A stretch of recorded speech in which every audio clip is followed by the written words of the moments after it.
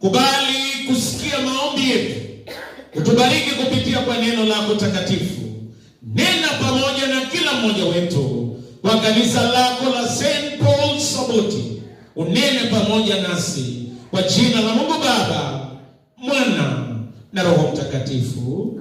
Walioko hapa, mniruhusu niwasalimu nyote katika jina la Bwana wetu Yesu Kristo. Bwana asifiwe. Egasta Yesu.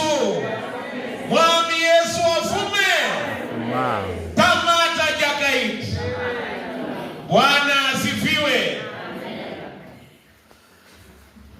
Hii dunia kuna wimbo wa kawaida na wimbo mpya.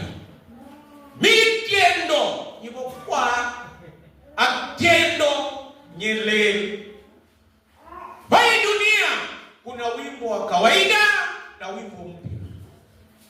Ukienda huko kwetu Chebiuka, hoteli ina wimbo ya kawaida kwa sababu inapika vitu vitatu peke yake: chai, mandazi, mahamri.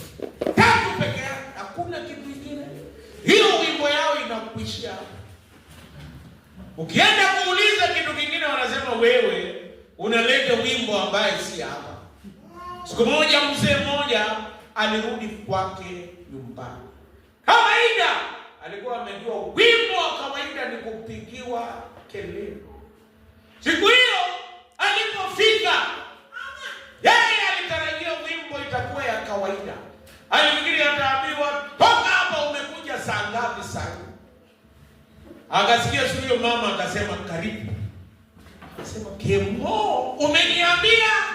Umeambia mwingine. Akaona hii maneno imeanza kubadilika.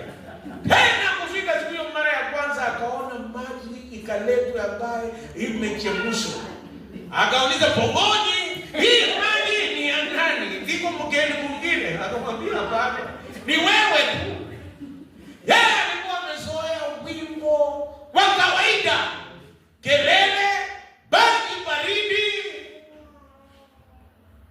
Hata yeye siku hiyo akakula vizuri. Na baada ya kukula kwa mara ya kwanza akasema kongwe kapu kongwe. Kitambo akasema unge auoni chakula imeisha.